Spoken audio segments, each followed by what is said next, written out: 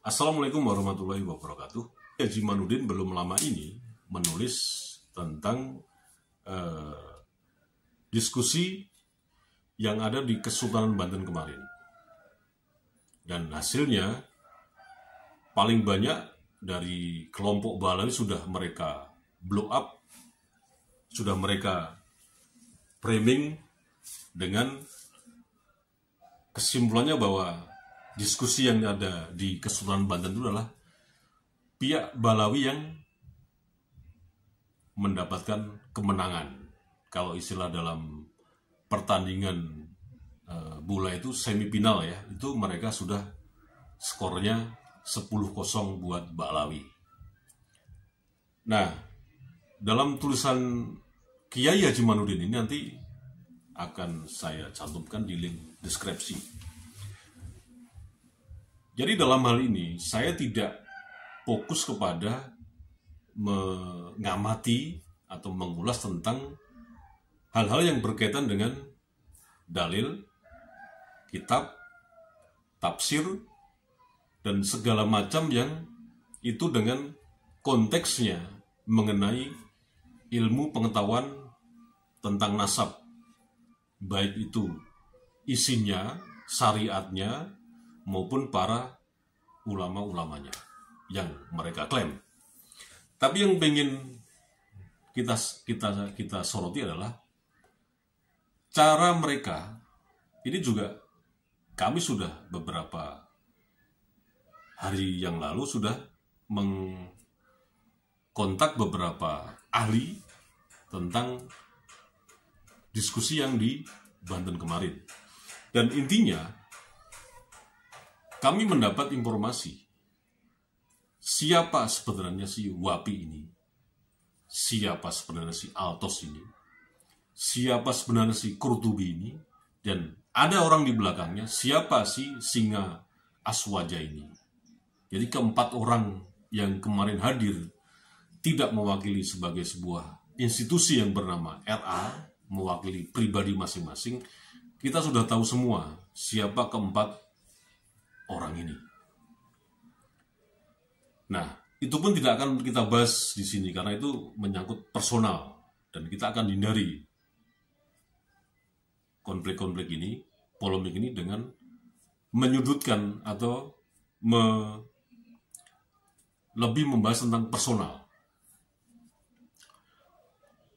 Yang kita bahas adalah secara kesimpulan, meskipun mereka tidak mewakili institusi RA, tapi metode, cara yang mereka gunakan dalam penelusuran nasab dan pencatatan nasab yang nyambung kepada Dzurriyyatul Rasulullah itu adalah tradisi lokal mereka. Ya pasti mereka punya nomenklatur tersendiri. Karena memang itu sudah menjadi internal mereka. Nah, kalau konsep metode penelusuran nasab dan pencatatan nasab itu tradisi mereka ini dibawa keluar dari area mereka, ya pasti kalau didiskusikan pasti tidak akan menyambung. Karena ini internal sekali. Begitu ditarik keluar eksternal, tentu saja tidak akan pernah nyambung dengan siapapun yang punya konsep berbeda-beda dalam penelusuran nasab, mencari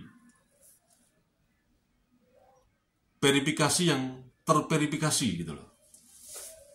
Benar-benar kelompok ini mempunyai nasab yang nyambung ke Dzurriyyatul Rasulullah. Dari situ saja sudah terjadi cacat diskusi ilmiah.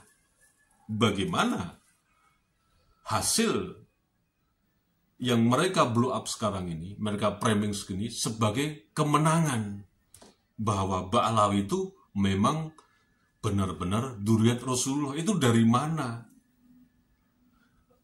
Karena memang tradisi mereka, konsep mereka dalam, sekali lagi ya, dalam pencatatan nasab dan penelusuran nasab yang mereka masukkan dalam nomenklatur di bawah institusi RA itu, yaitu memang mereka yang punya sendiri. Itu sifatnya private. Jadi apapun kajiannya mengenai Ba'alawi yang sudah sekian lama ini diperdebatkan, pasti mereka tidak akan terima karena mereka sudah terikat oleh sistem yang mereka buat sendiri. Intinya begitu loh, intinya.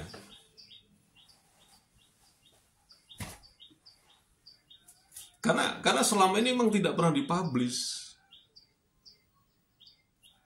Yang mereka publish kan di mimbar-mimbar yang mereka ciptakan, majelis-majelis taklim yang mereka ciptakan, bahkan ormas-ormas yang mereka ciptakan, bahwa mereka ini mengklaim sebagai dzurriyyat Rasulullah. Untuk memverifikasi atau untuk meyakinkan pengikutnya, dia memverifikasi menurut sistem dia sendiri yang sudah ada di nomenklatur institusi RA itu. Ya jelas ini kan internal mereka. Gitu loh. Nah, ketika orang menggugat, ya pasti nggak pernah nyambung. Dan kelemahan di diskusi kemarin itu juga seharusnya ada tim yang netral. Dan saya juga nggak sepakat kalau kedudukannya itu di Kesultanan Banten. Ya memang sih tidak ada aturan apapun yang mengatur diskusi itu di mana saja, tapi kok sangat tidak ngajeni kalau istilah Jawa itu, tidak menghormati tempat itu kan tempat, kalau tidak salah sebelahnya kan ada makam seorang ulama ya, kok tidak etis gitu loh. Ini ada makam ulama, sementara di sampingnya ada orang bertengkar gitu loh. Kan tidak etis, harusnya memang bukan di situ tempatnya. Nah, pertanyaannya kenapa harus di situ? Itu saya sudah cacat secara diskusi yang itu memang benar-benar diskusi tidak memihak salah satu kelompok. Nah, tapi sekarang kan udah di framing nih oleh mereka bahwa itu menjadi kemenangan yang fundamental. Kemenangan, satu momentum kemenangan sebagai bom nuklir buat Kiai Haji Mat CS, gitu kan? Begitu framingnya. Padahal nggak bisa begitu juga. Ini belum selesai. Kalau tidak ada halangan, insya Allah tim kami nanti akan menemui atau sowan ke Profesor Dr. Manakim Ali di Jawa Timur. Dan tadi tim kami juga sudah menghubungi adminnya atau istilahnya asisten dari Profesor Dr. Manakim Ali, Bapak Edi, yang kita lihat di kontennya atau di channelnya Profesor Manakim Ali itu sebagai sebagai penanya ya, sebagai host di podcast tersebut. Nah, kami sudah mengkonfirmasi ke Bapak Edi dan niat kami sowan menemui Profesor Dr. Manakim Ali. Dan mudah-mudahan ini bisa ketemu agar persoalan ini paling tidak menemui titik temu secara ilmiah. Artinya apa? Bukan sepihak dan sepihak, baik dari kelompok Kiai Haji Manudin dan kelompok Ba'alawi. Karena yang kita bahas ini bukan soal keyakinan ini loh, ini jangan salah. Ini sebagai ilmu pengetahuan yang ini ada ranah akademisnya yang bisa dikaji secara ilmiah. Jadi tidak bisa dikaji dengan cara bentak-bentak seperti itu, dengan cara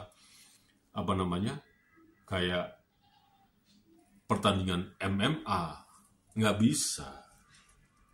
Jadi sahabat-sahabat semua